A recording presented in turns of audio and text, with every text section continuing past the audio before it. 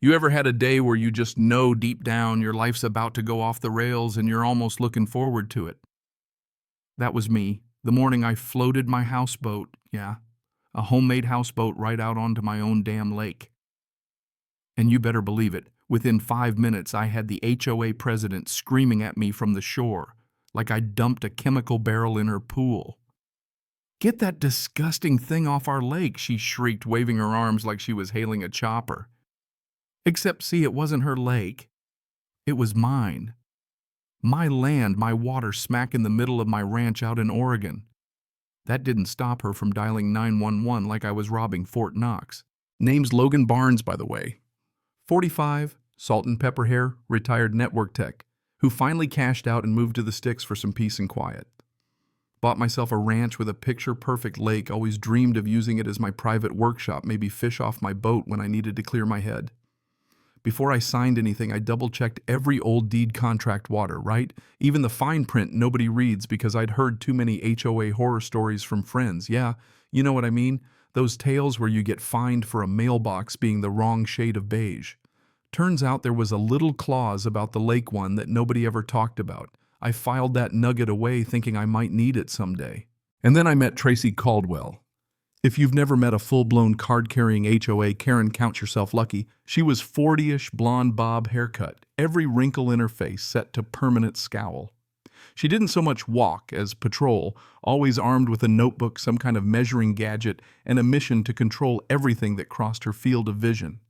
Her favorite hobby, apparently, was inventing new reasons to fine people. Rumor was she'd been run out of her last HOA for leadership issues, which is code for too much of a control freak, even for the control freaks. Things started going sideways the minute I put up a hand-painted sign near the lake access. Private area, no trespassing. Just letting people know, right? But Tracy wasn't having it. She rolled up in her golf cart plastered with HOA stickers, naturally hopped off and started measuring the distance between my boat and the nearest weed like she was CSI Suburbia. "Hey you, what are you doing to our lake?" "This is under HOA jurisdiction," she snapped. She looked at my boat like it was a dead animal in her yard. I tried to keep it civil, showed her my survey papers, pointed out every boundary, every marker. Didn't matter. She grabbed the docs, pretended to read them, then tossed them back, so half blew away. "You're new here. You probably don't know the rules. This is a community lake outsider. You ever see someone throw paperwork at you like it's an Uno reverse card?" Yeah, that happened. She threatened me with fines, promised she'd make my life hell if I didn't get in line. Now I could have gotten mad. But honestly, the whole performance was so over the top. I just got curious. I took the sign down for a bit just to see what she'd try next. Didn't have to wait long. Next morning, I'm woken at 5 a.m. by someone pounding on doors. Tracy dressed like she was on a military campaign delivering official-looking violation notices herself. Mine was for trespassing and disturbing the peace with a $3,000 fine attached. She even emailed the whole neighborhood a video of me taking down my own sign, subject line, "Victory Troublemaker Backs Down." And the way she smiled through my window, I swear you'd think she just won the Super Bowl. So that was it. I'd had enough. I called my lawyer, Marcus Thorne, a guy who looks like he's been doing this since law was invented, silver goatee, calm as a rock. Showed him that clause I dug up and his eyes lit up. "Logan, this could be very interesting," he said, and I could practically hear the gears turning. Meanwhile, Tracy kept ramping things up. More violation letters, more threats, even mounted extra cameras pointing at my property. She went on the loudspeaker warning everyone about deliberate saboteurs. She even yelled at me for parking my own truck on my own driveway. Sometimes I'd sit on my porch just staring out at the lake, wondering if I'd made a mistake moving out here. But then I'd see her harassing other folks over mailboxes or flower colors, and I knew if I backed down, it wouldn't just be me, it'd be open season on anyone who didn't fit her mold. So Marcus and I started digging. Old land records, development history, everything. I installed my own cameras, started recording Tracy's greatest hits. And one day, deep in the dusty files from 1960, we struck gold. There it was in black and white. The lake was private. All of it, every drop, 100% on my land out of HOA reach. No deed transfer, no shared rights, nothing. I made big, bold copies ready for showtime. We waited for the perfect moment. I floated my houseboat onto the lake in broad daylight, hired a truck with a crane, made it a real event. Tracy showed up in seconds. arms flailing, screeching about community death and environmental disaster. She called 911, filmed me, tried to get the neighbors riled up, even said my boat looked like a trash can. I just leaned back on the truck, arms crossed, letting her dig her own grave. The cops showed up, Lieutenant Peterson, who looked like he'd rather be at a barbecue. Tracy unloaded every accusation in the book right into his chest camera. When he turned to me, I handed him the file.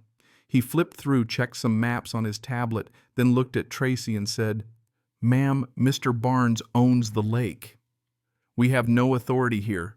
You could hear jaws hitting the gravel. Tracy's face cycled through 5 shades of green and purple.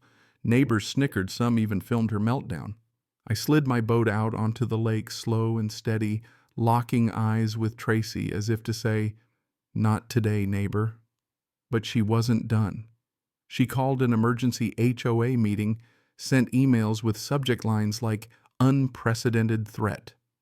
She showed up with a slideshow about my boat full of arrows and warnings. The meeting was like a mob trial, people shouting for me to be fined or even have my boat netted out of the lake. It was so cartoonish I nearly laughed out loud. But when they handed me the mic, I let the evidence do the talking. Projected the maps, read the old bylaw clause, pointed to every boundary. Even had notarized land surveys for good measure. When I finished, an old man in the back piped up, "I remember when that clause was written." The whole crowd buzzed, suddenly realizing Tracy might have been bluffing all along. Tracy tried to interrupt, called my evidence outdated, but nobody listened. The room went dead quiet. Then applause broke out, folks even chanting my name. I felt like Rocky on the courthouse steps. After that, Tracy got desperate. She tried to drag me to court, slapped me with a lawsuit, demanded damages, a restraining order, everything but the kitchen sink. But see, the universe has a way of balancing things out. Enter Richard Davis, a retired accountant who'd had enough of Tracy's power trips. He handed me a voice recording of her moving HOA money into a personal account. Marcus prepped the countersuit. At the hearing, Tracy's lawyer fumbled while we just waited. Then Davis took the stand, played the recording. Tracy lost it, shouting, lunging at the mic, only made her look guiltier. Judge Vance ordered a full audit, suspended Tracy from handling HOA money, and the rest, as they say, was history. The news spread fast. Tracy tried to save face online, made fake accounts, spammed angry posts, but the tide turned. Residents started posting their own videos, her yelling at police, being corrected, threatening to fine a delivery guy for parking. Memes exploded. In an online HOA meeting, I muted her mic when she tried to shout over everyone, "Yeah, that clip made the rounds."